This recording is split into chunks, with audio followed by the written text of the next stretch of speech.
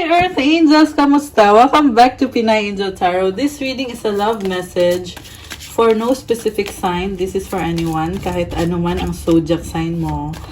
General love reading, although baka may mensahe din sa career nyo. Tingnan natin. And also,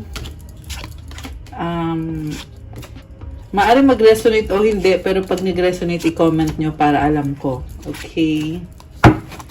Kuha muna ako ng iba pang mga mensahe para sa inyo. Kumusta na kayo, guys? Good evening po sa lahat. Comment present para alam kong nanonood kayo. So, I'm back.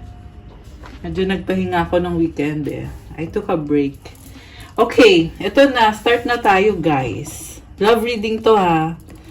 Transformation. Oh my gosh. Your relationship with one another is about to deepen. Love conquers and transforms all things. Lalong lumalalim yung connection nyo. Grabe. Dahil daw sa pag-ibig, binabago yung sitwasyon ninyo. Ibig sabihin matindi yung pinagdadaanan nyo dito, guys. Sumusuko na kayo eh.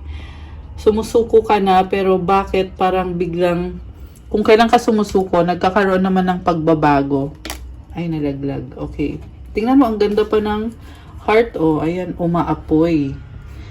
Full of passion itong love reading natin ngayon, guys. Transformation. Okay. From the tarot, ang overall energy mo is the Emperor. Oh my gosh. Nakikita ko sa'yo, gusto mong ipaglaban yung connection na yan eh. Si Emperor kasi, siya yung masculine energy. So, kahit babae o lalaki, pero ito yung energy na to is someone na talagang ikaw yung ipaglalaban mo yung relasyon nyo kahit merong problema na kailangan ayusin. Pero tingnan natin mamaya, ika-clarify natin yan. May nakita din ako dito na medyo ma-pride, no? Ma-pride. Possible na nagkaroon ng conflict dito. Umiral yung pride mo. Okay, mamaya i-clarify natin yan. So, sa recent past, the Magician, Six of Swords, and the Queen of Swords. Ang nakikita ko dito is parang tumalikod ka eh. Ginamit mo yung utak mo. Nalito ka eh. Nalito ka sa connection na to. Kaya pinili mong kumalma muna and prioritize mo kung ano yung dapat mong gawin, kung ano yung logical para sa sitwasyon nyo, kung ano yung tama. Pinag-aaralan mo din yung sitwasyon nyo. So, I feel like kahit tumalikod ka, open-minded ka naman sa relationship. Sa current energies, King of Wands, Wheel of Fortune, Three of Wands. Oh my gosh. Alam mo, nakikita ko dito, bumabalik ikaw. Ikaw yung bumabalik. Take note na general reading, kaya posibleng baliktad. So, pwede nyo namang baliktarin. Pero, for this reading, ang nakita ko, ikaw to, bumabalik, hinihintay mo yung person mo, Three of Wands. Iniisip mo siya, hindi ka mapakali kasi gusto mo makasama yung taong yan. Pakiramdam mo may kulang sa buhay mo pag wala siya, hindi ka kompleto. Parang may nakikita kong no commitment. Siguro hinihintay mo na mag-commit sa'yo yung taong yan or mag-commit ulit. Kasi, I feel like ikaw yung tumalikod sa kanya, tapos ngayon ikaw din yung bumalik. Okay? The reason na kung bakit ka bumalik, kasi attracted ka pa rin sa kanya, na-realize mo yon na ginagawa mo yung best para sa sarili mo. At the same time, may feelings ka talaga sa taong yan. May nakita kong arrow, ibig sabihin long term yung iniisip mo dito eh, na kailangan mong ayusin to kasi para sa future nyo ng taong yan. So, gusto mong ayusin ngayon na para you will have something to look forward sa future mo, na magkakaroon ka ng love life or na makasama mo pa rin yung taong yan kahit sa pagtanda ninyo. Nakita ko dito, ready ka na, naghihintay ka na lang ng tamang panahon. And, kita mo may apoy yung kamay niya. Ibig sabihin, you are creating something. Talagang, ikaw yung nakikita ko dito na gumagawa ng paraan. Again, na-feel ko dito yung parang egoistic or ma-pride. Ayan. Pero this time, hindi pride yung pinapairal mo. Passion yung pinapairal mo. Sa near future, 3 of Cups, 2 of Swords, Queen of Wands. Nakikita ko dito, kumukonek ka sa taong yan, pero nagdadalawang isip ka eh. So, ibig sabihin, hindi pa rin talaga ganun ka-solid yung, kumbaga, hindi pa buo yung desisyon mo kung ganun kasi nagdadalawang isip ka. May nakita din ako dito na may iba kang priority, posibleng family, kaibigan, pero maliban dun sa priority mo na yon, mahal mo din yung taong kadil mo. Kasi andito si Queen of Wands eh. And nakita ko sa'yo, committed ka talaga. Willing kang mag-adjust kasi inobserbahan mo siya eh. Also, kaya mong ma-attract yung taong yan. So, very charming ng energy mo. O, di ba? May pa-charming. Okay. So, i-clarify natin. Merong King of Pentacles and Page of Wands sa bottom of the deck. Okay. Parang inuna mo yung priority mo. Pero ngayon, nag-iisip ka ulit eh kung ano ba dapat ang priority mo. Three of Pentacles and Page of Cups. Guys, may nakita kong partnership. Meron ding communication, excitement. Na parang pinag-aaralan nyo yung sitwasyon nyo, kausap nyo yung taong yan. And excited. Excited kayo. Bakit? Char. So, lumabas ulit itong Page of Wands and the Tower. Oh, lumabas ulit si King of Pentacles. So, ito na nga yung sinasabi kong transformation. Na lumabas din tong card na to kanina, diba? Ibig sabihin, guys, kailangan i-change yung sitwasyon nyo para hindi ka maging stagnant. Mukhang matagal din kayong hindi naging okay ng taong yan. Kaya, it's time na para ayusin nyo na yan. And then,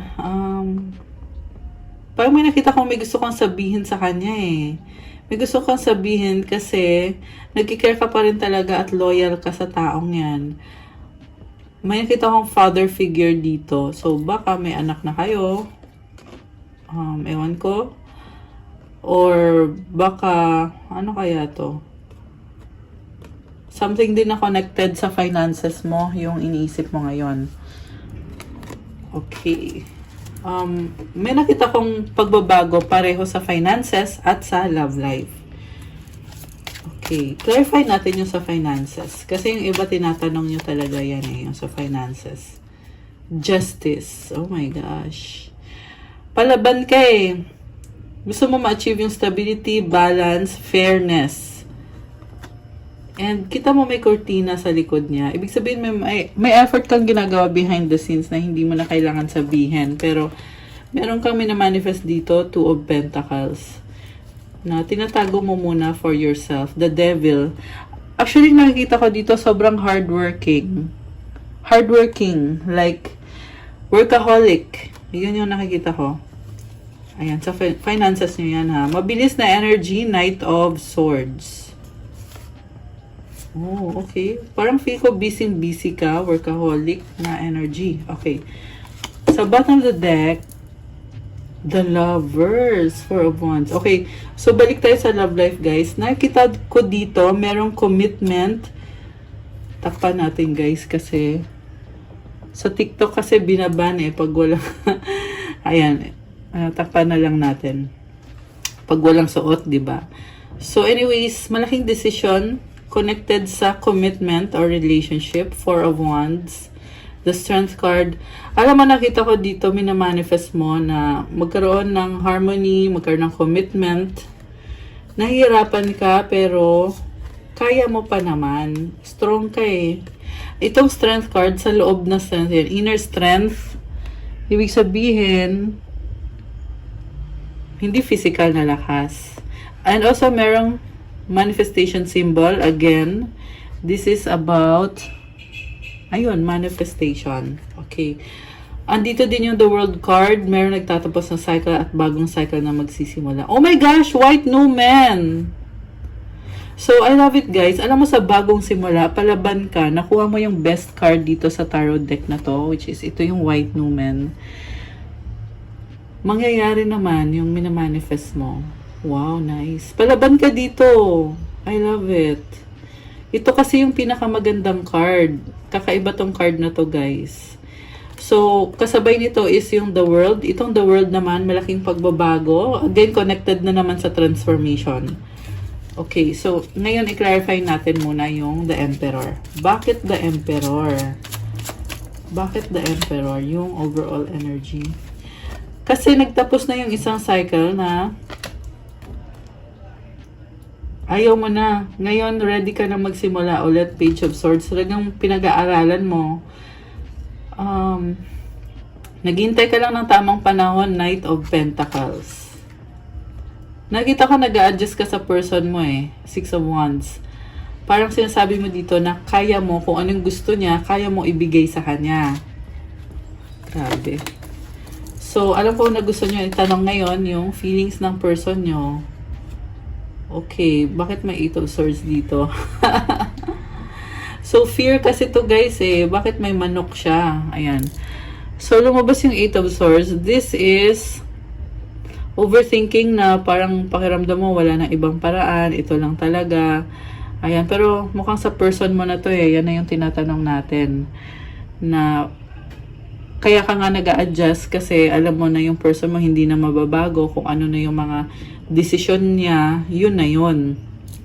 Okay. So, clarify natin guys. Ano bang feelings ng person mo? Oh my gosh!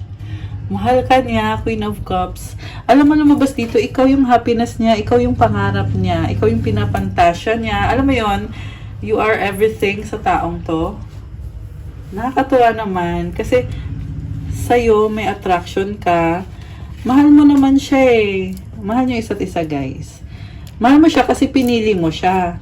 Tapos siya naman, ikaw naman yung lagi niyang hinahanap-hanap, iniisip, ikaw yung minamahal niya. Ayan, wala akong masabi. Okay. So, 9 of Cups and the 4 of Swords. Nag-enjoy siya sa life niya. At the same time, ayaw niya magka-problema. So, siguro parang oo, nakita mong mahal ka niya, pero medyo dead ma siya sa'yo, no? Kasi process of healing siya ngayon eh. Ibig sabihin, may mga nangyari talaga sa connection ninyo na hindi niya kinaya. Ayan yung nakikita ko dito. Hindi niya kinaya. Kasi ikaw naman yung tumalikod sa kanya, di ba? Ikaw din yung nagbabalik ngayon. Ayan yung lumabas dito sa reading natin. And then sa near future, nakikita ko din na parang nagdadalawang isip ka. At the same time, gusto mo talagang makuha yung loob nitong taong to. Ang tanong, makukuha mo bang loob niya? Tingnan natin, guys. Okay, tingnan muna natin to. 2 of Cups. Oh my gosh! Yes! So, ito kasi, this card symbolizes na nagkakasundo na kayo, reconciliation. Kahit magkaiba kayo, pero kita mo magkahawak sila ng kamay, may 2 cups. Merong tubig, nakaapak sila sa tubig. Ito yung emotions. So, may emotions na involved dito. Kaya, ang person mo, yung person mo, yes, tatanggapin ka niya. Oh my gosh. Parang ikaw yung nag-iisip na, ayaw na akong tanggapin nito. Kailangan maghanap na ako ng bago. Ganon yung iniisip mo eh. Pero si person mo naman, ayaw lang niya talagang problemahin. Kaya medyo dinededma ka niya. Pero ito yung lumabas oh. Tanggap ka. Okay. Oh my gosh. Knight of Wands, 3 of Swords. Girl. A girl tuloy. Guys! Alam mo, nakita ko dito. Nasaktan mo tong taong to. Kaya ngayon iniisip niya, iiwanan kita.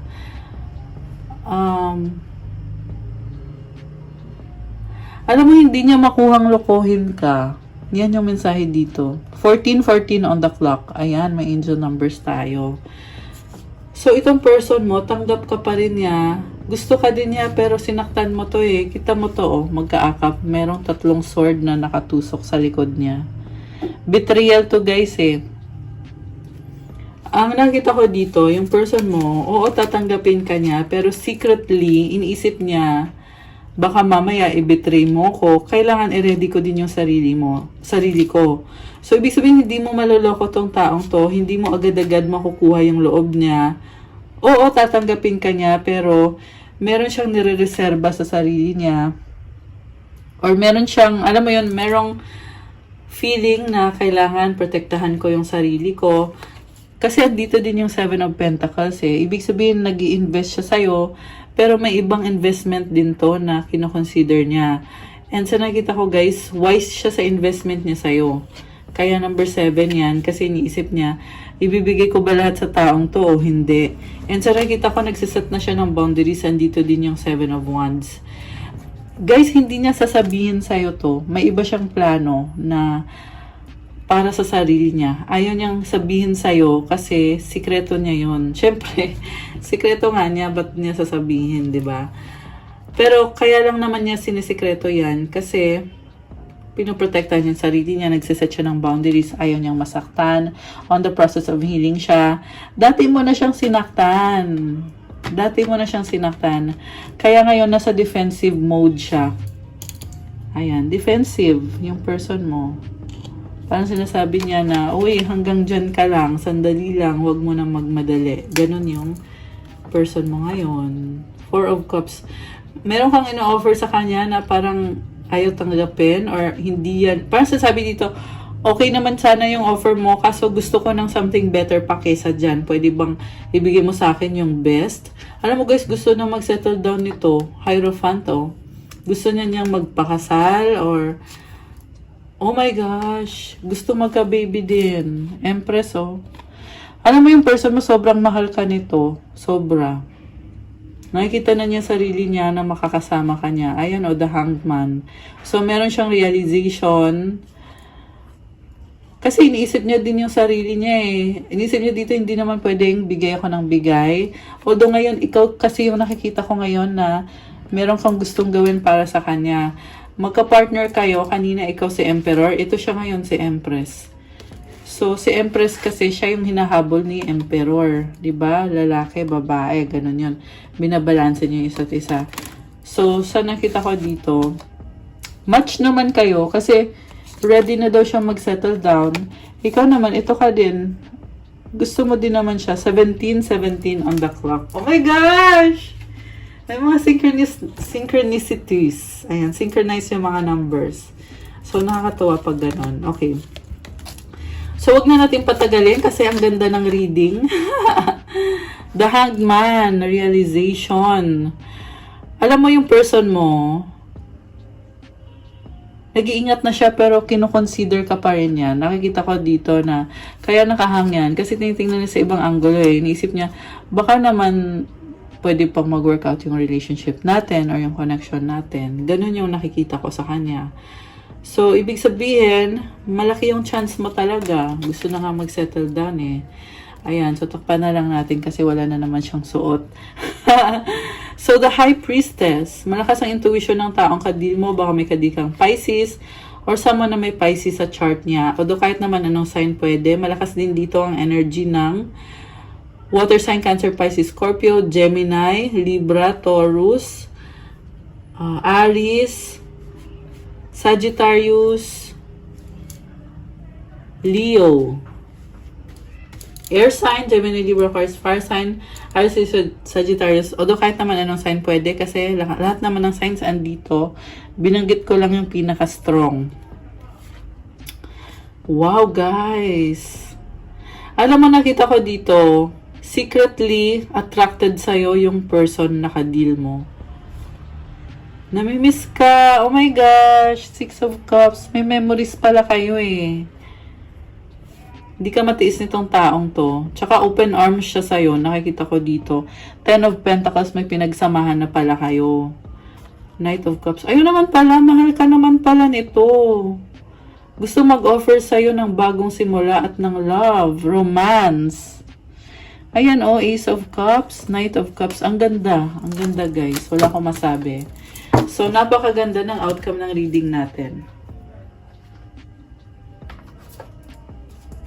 Anong gustong sabihin sa'yo ng person mo?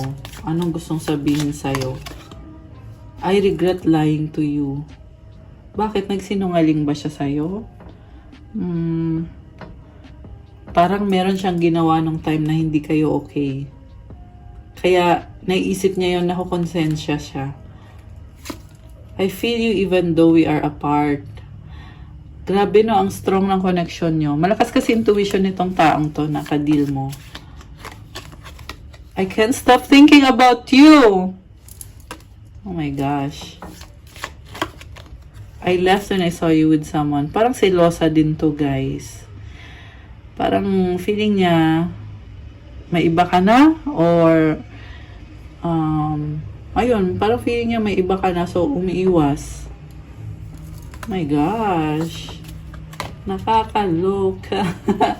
Sometimes I stay awake thinking about you. We will be together again. Guys, sobrang mahal ka niya. Iniisip ka lagi. Mukhang alam na alam niya na magkakasama kayo ulit, magkakaayos kayo. Or, talagang umaasa siya na yun nga yung mangyayari, na magkaayos na kayo.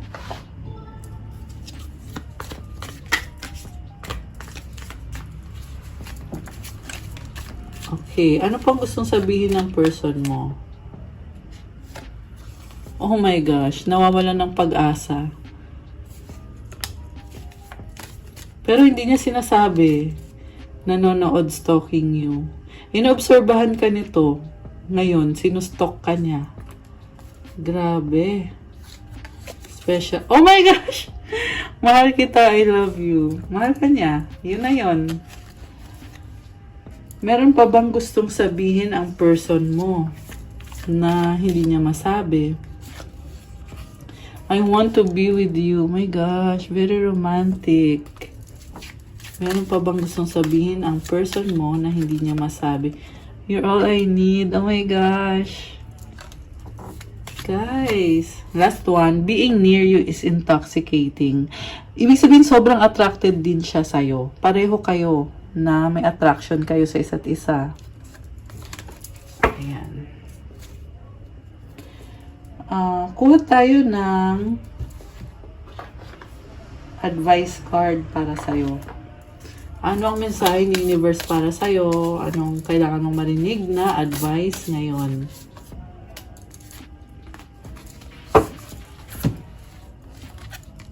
Work. Bakit work naman? Ayaw natin ng work, char. Hindi, joke lang. Kuha tayo ng isa pa. Parang work, may work, meron ding love. Baka kasi work yung tinatanong nyo eh. Okay, gawin natin 3. Ayan. So, yung unang mensahe is puro naman self to. Work. I'm now available to receive all who can benefit from my work. Use me to relieve suffering on the planet. May all who need me find me. The divine is my complete source for all prosperity and will provide. Wow. Merong prosperity para sa'yo. Gawin mo lang yung work mo kasi yung blessings bumubuhos. Pumapasok yan sa buhay mo ngayon. Ayan. Hindi ka papabayaan ni God. Yan ang sabi dito. And then, self-acceptance. Nothing is more exhausting than endlessly working on yourself. When you offer your whole being fully to love, self-acceptance arises spontaneously. May I rest in your oneness, dear divine. Huwag mo daw i-pressure masyado yung sarili mo. I-surrender mo yung situation. I-offer mo yung sarili mo sa pagmamahal at matatanggap mo din yung sarili mo. Kasi gusto mo maging perfect ka eh, para sa taong yan. Pero alam mo, meron talagang transformation nangyayari sa buhay mo. Kita mo yung butterfly. There's also prosperity and abundance. Ayan. Last one is being enough. The innermost heart says you are enough. Nowhere to go, nothing to get, nothing to change. No need to grow more deserving. You, yes, you are love. Okay ka naman na pala. Wala ka nang kailangan pa or hihilingin pa na something more. Okay ka na, enough ka na. Ayan. Kuha kita ng mensahe galing sa universe. Okay. The moment I realign with love, clear direction is presented to me. Kapag daw in-embrace mo daw yung love, winelcome mo yung love para pumasok sa buhay mo, nagkakaroon ng direksyon yung buhay mo. So, wag mo i-ignore yung love. I-welcome mo, papasukin mo. Kasi magkakaroon ka ng clarity sa kung ano yung dapat mong gawin or susunod na dapat mong gawin. Ayan, I love it. Okay guys, that's all I have for you for our love message for today. Thank you so much for watching. I-like nyo itong video na to, comment kung nag-resonate ba, at yun. And kung bago po kayo, please do subscribe. Gusto ko din mag-thank you sa mga nag-subscribe na, kasi as of today, nasa 125,000 subscribers na tayo sa YouTube. Thank you so much sa suporta ninyo guys. And kung kailangan nyo po ng gabay, kung nag-resonate kayo at kailangan nyo ng private reading, you can message me. May bayad po yung private reading. You can reach me sa Facebook page ko, Pinay Angel Tarot, or sa Viber or sa WhatsApp para mas mabilis. Nasa description box po yung contact details ko. And for those naman na interested about the crystals, na gusto nyo magkaroon din kayo ng mga crystals na kagaya na nakikita nyong bracelets na suot ko, you can message me sa Instagram page ko. Nakapost po lahat ng crystals for sale doon. Chat nyo na lang ako guys. And ayan, ito yung bago, yung moonstone na high quality. Ayan, gusto kong i-share sa inyo kasi kumikinang-kinang siya eh. Ayan, para makita nyo. Although hindi ganun kaliwanag yung ano natin. Teka lang, ito. Para mas makita ninyo. Ayan. So, message me sa interested magkaroon ng moonstone. Maganda to sa mga babae. Actually, babae o lalaki. Pero pag sa babae kasi may kasamang benefits sa reproductive health. And not only that, syempre yung moonstone is very calming. And high quality to, kaya sobrang strong talaga kahit hawak mo lang siya ng ganyan. Nafe-feel mo siya all over your body, yung energy niya. And magdadala to ng blessing sa buhay mo. Ayan. And meron niyang special prayers na nilalagay sa crystal. Kaya kakaiba siya compared sa iba kung i-compare nyo. Ayan. So, message nyo na lang ako guys. Napakaganda kaya pinakita ko talaga sa inyo. Okay. So, that's all sa ating love message guys. Thank you. Have a good day. Good night po sa lahat. I'll see you again soon. And God bless and stay safe. Bye!